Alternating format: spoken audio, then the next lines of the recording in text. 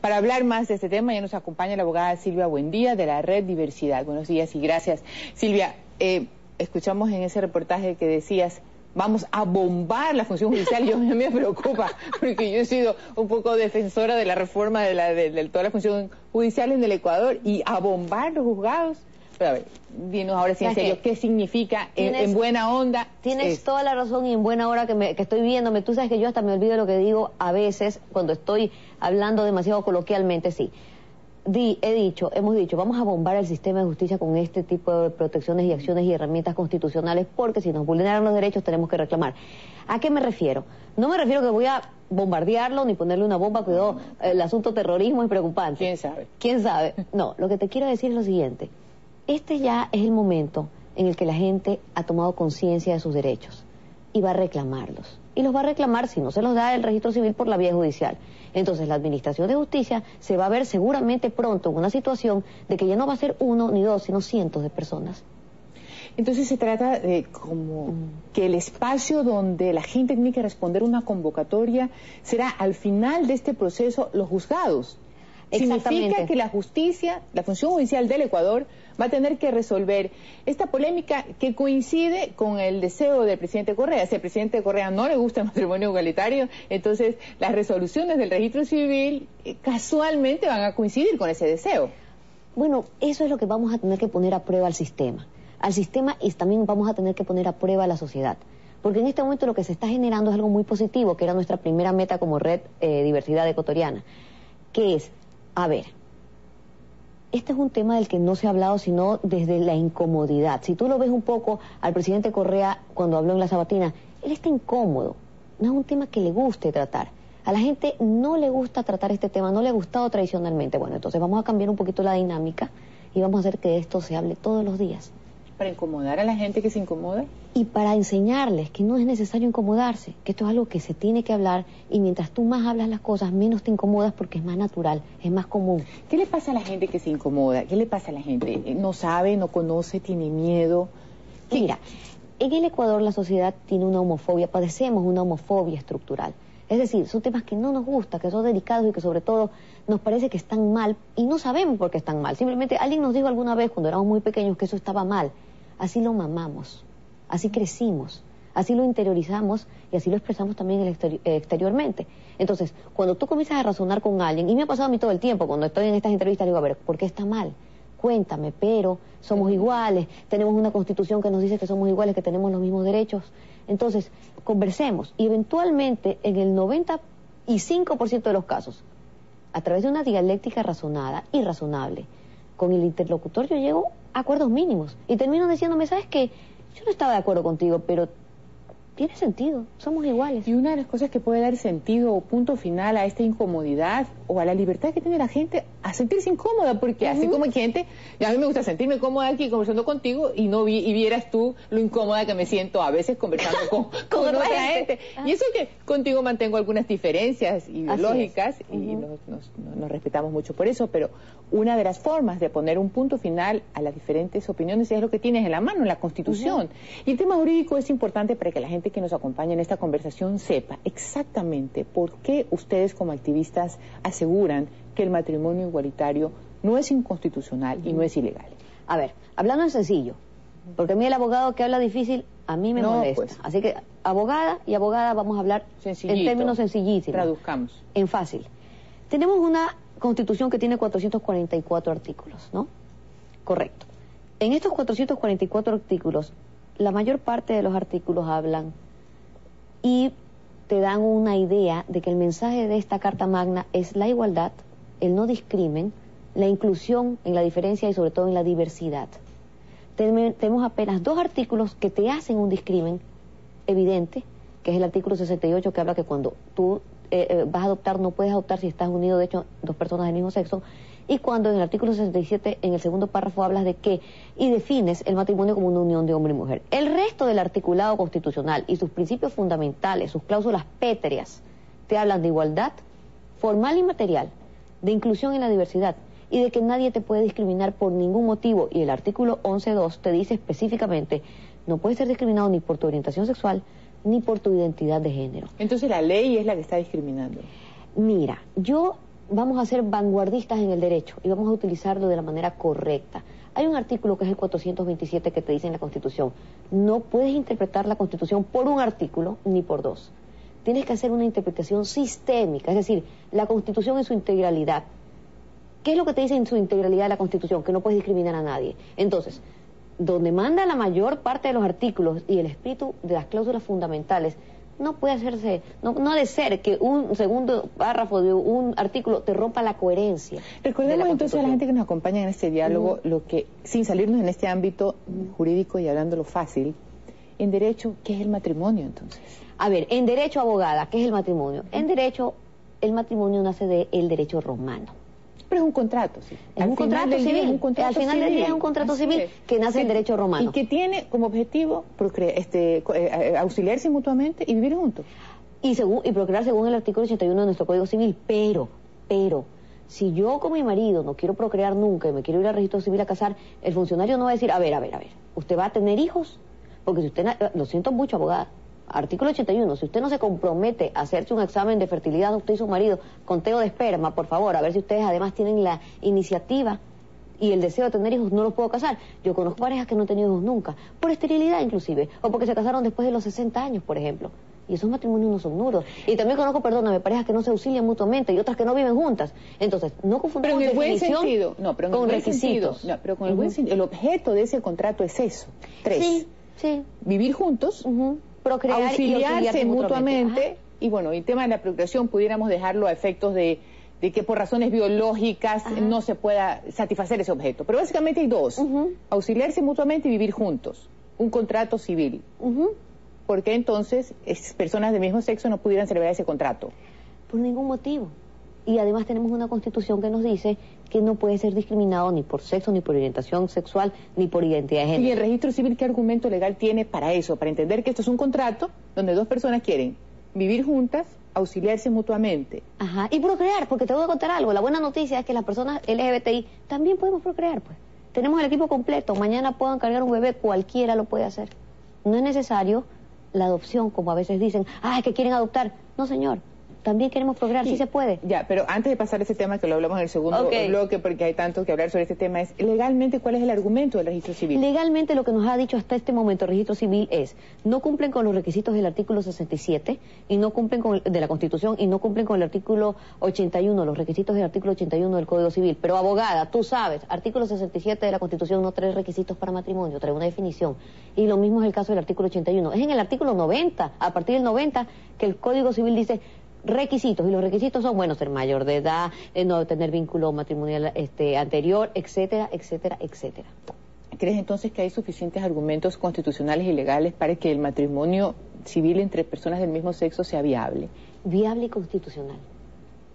¿Por qué entonces funciona de esta manera? Porque, mira, yo no sé, yo creo que nos falta mucho que recorrer todavía en el asunto crítico jurídico. El operador de justicia y el funcionario público del registro civil lo que debería decir es, a ver, ¿qué dice la Constitución? Tengo que cumplir, tengo que casarlos. No me va a gustar, voy a poner mala cara, pero tengo que casarlos. Y en caso de una duda, abogada, podrían también decirle, a ver, ¿qué es lo que tengo que hacer? De repente tengo una duda constitucional. La Corte Constitucional me puede responder. Y elevar esta consulta a la Corte. Y la Corte dirá, a ver, vamos a interpretar la Constitución. Mira lo que dice el artículo 66. ¿Lo van a hacer ustedes? ¿Van a elevar la consulta a la Corte Constitucional cuando sea del caso? Claro, de hecho esa es la idea.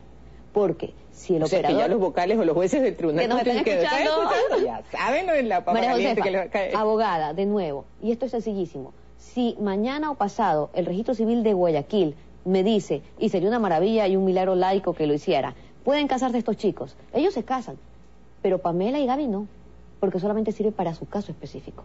En cambio, si me lo dice la Corte Constitucional, que es a donde yo estoy apuntando, tiene un efecto nacional, es jurisprudencia nacional. Entonces no se casan solamente Pamela, no se casan solamente Santi y Fernando, nos casamos todos, y allí vamos. ¿Cuál de esta experiencia muy cercana a las autoridades que has tenido en toda esta campaña, cuál es el obstáculo más grande de los funcionarios públicos para poder hacer una interpretación integrada de la Constitución? Mira, te digo que cada vez esto se hace más fácil. Es increíble la actitud inclusive del funcionario público. El día martes que fuimos al registro civil, el respeto el cariño, la empatía que vimos allí. Inclusive, mira, nosotros porque no puedes entrar a tú lo sabes, pues también eres registro civil, fuiste. No puedes entrar 45 medios de comunicación y 100 activistas con camisetas a un ámbito público en el que se está dando un servicio donde están otros usuarios. Y sin embargo nos abrieron las puertas. Claro, nosotros muy tranquilos, muy respetuosos, calladitos y bonitos. Pero la prensa es la prensa, pues, y la prensa le dijeron hasta aquí, la prensa empujó, se metió, fotografió, hizo un poco de todo. Y el respeto que encontramos, la apertura, me está a mí llamando la atención en el sentido de que hay un cambio. Pueda que igual nos lo nieguen porque a última hora tal vez hay otros intereses, conceptos, no sé cómo decirlo, intereses, conceptos, etcétera. O miedos. O miedos que van a poder pesar sí. más. Pero lo que te digo es, el funcionario público ha cambiado, está abierto. La población, hemos estado 6 cuadras caminando en una caravana de 100 personas gritando consignas y la gente diciendo, estamos con ustedes.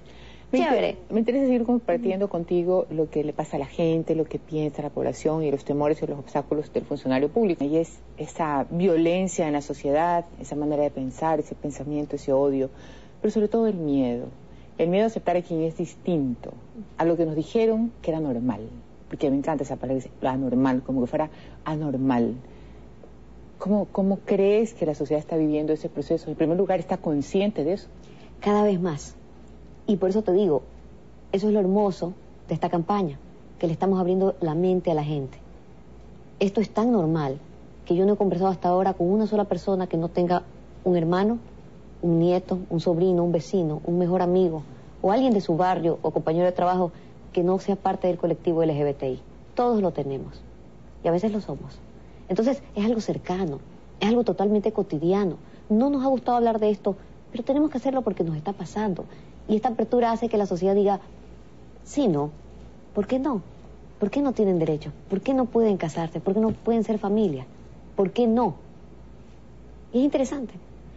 Uy, y una de las razones que siempre lo hemos comentado fuera de cámara es porque alguien nos hizo un esquema y yo estoy segura que muchas personas que se asustan, que se incomodan y que incluso se oponen y que incluso usan su poder a veces legítimamente, entre comillas, para decir no, tienen como fundamento una buena intención, porque dicen, no, esto, Dios mío, vamos, la perversión es antinatural. Entonces, es complicado porque malas intenciones, yo decía en una columna hace 2 o 3 semanas, lo peor de todo es que en este camino y en otros, todos nos sentimos buenos. Así es, te leí.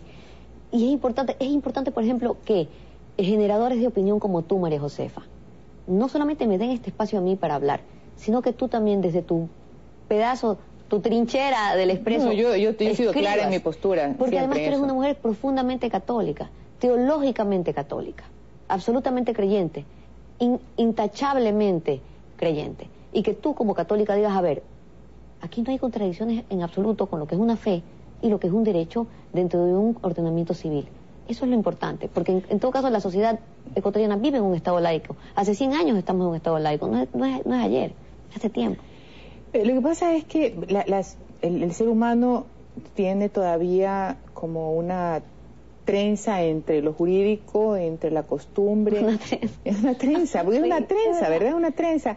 Y el tema religioso, que es un tema muy delicado, lo único que yo siempre digo, y lo digo aquí, y lo he dicho en mis clases también, hay que separar un poco las instituciones, desde la Iglesia católica como institución política y jurídica que gobernó el mundo y de alguna manera desde esa perspectiva gobierna, y la Iglesia desde un espacio interior donde uno crece en una fe, y aún a pesar en eso que es interior, uno puede decir hay 2 caminos o muchos, pero 2 que más o menos son los que sobresalen, esa relación individualista entre la figura de Dios y uno, y una fe que se traduce en la solidaridad y en el compromiso con los otros. Y en esa segunda parte creo que no habría espacio alguno para discriminar a nadie. Es que claro, entonces la diferencia de lo que es la iglesia, la jerarquía, y lo que es la iglesia que conformada por todos los miembros de una religión, en este caso la católica. Yo te digo, por ejemplo, este es un caso como por ejemplo del papá y la mamá muy católicos, muy creyentes, cuyo hijo se divorcia. Y su iglesia le dice que eso es una cosa terrible, es un pecado horroroso, pero es su hijo. y lo va a tener que querer, y va a tener que querer a la siguiente mujer y a los hijos de ese nuevo matrimonio. Y me encantaría hablar del tema teológico, lo sabes, tú sabes que para mí no existe otro rostro de un Dios que sea un rostro infinitamente femenino, digo yo, porque solo un amor de madre, un Dios con un rostro materno. Pero hablemos del tema social, el tema de la discriminación, que a veces nos está acabando el tiempo. La sociedad está cambiando, está teniendo una mente mucho más abierta. ¿Cuál entonces es el siguiente paso, jurídicamente hablando, para ponerle punto final a esto y decirle, bueno, ¿sabes qué? Ya el derecho vino otra vez, salió al encuentro y se acabó esta discusión? A ver, en primer lugar, ¿tú te acuerdas que el presidente Correa, tuiteándose con Pamela Troya hace unos meses, le dijo, yo llamo a consulta popular? ¿Te acuerdas, verdad? No siempre lo, leo, pero sí, fue un escándalo. Entonces, abogada de derechos humanos que eres, de la trayectoria de derechos humanos que tienes, tú sabes que no se puede hacer la consulta popular para cuestionarle a la gente, al ciudadano, a la mayoría de los ciudadanos sobre los derechos de una minoría. Eso no se puede hacer. Sin embargo, nos dio una muy buena idea el presidente Correa y hay que agradecerle muchísimo esa iniciativa que tuvo por Twitter. Yo me acuerdo que tú lo que me dijiste es que él era tu mejor jefe de campaña. Exactamente. Se me chicoteó. Porque, ¿sabes una cosa? Tiene mucho sentido. Él dice, lo que yo pienso, lo piensa la mayoría del Ecuador. Claro. Y les vamos a negar nosotros en consulta popular. Entonces nosotros dijimos, tiene mucho razón Rafael Correa, por eso tenemos que ir a la gente. Y esta campaña, entre otras cosas, no es solamente para la decisión judicial, que la vamos a obtener eventualmente de aquí a unos 5, 10, 15, 20 años sucederá. Es sobre todo para educar a la gente, para que nos vea, para que nos conozca. No tenemos cuernos, no nos comemos niños en el desayuno, somos gente como cualquiera otra. Somos padres, somos madres, somos hijos, somos ciudadanos y estamos aquí para educarlos, para que nos conozcan, para visibilizar el tema, para que los jueces nos den la razón, pero en el trayecto, porque pueden pasar muchos años y vamos a agotar todas las instancias, inclusive en el Sistema Interamericano de Derechos Humanos, en el trayecto nos conocemos, nos hacemos amigos, nos educamos, nos queremos.